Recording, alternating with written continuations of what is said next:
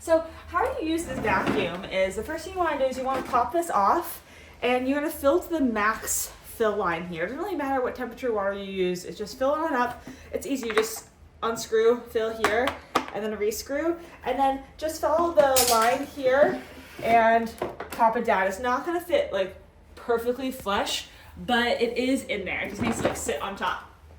Then you're going to want to look at the back and look at your cleaning solution.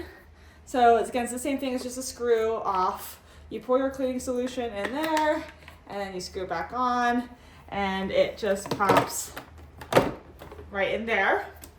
So then to go to vacuum, you obviously will plug this in. This is the step you use to move it like a vacuum. Again, it's okay that these are like this. It still operates if you have it back. And then press your power button. Again, I'm not plugged in right now, but you press your power button for it to go.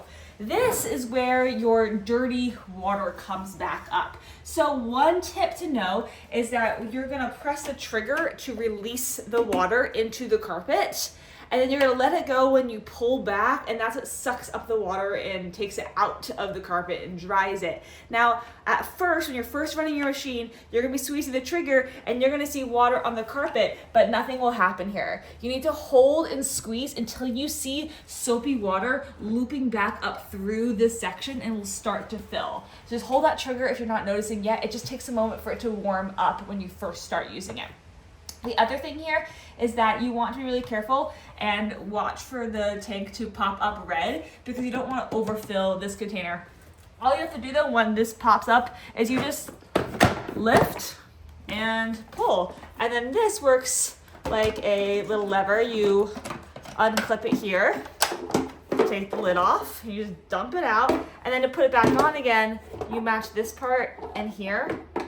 So put it in and then do your tank and wrong way. Just set it in there and then clip the whole thing back again. So overall, it's pretty simple to use, a really handy tool.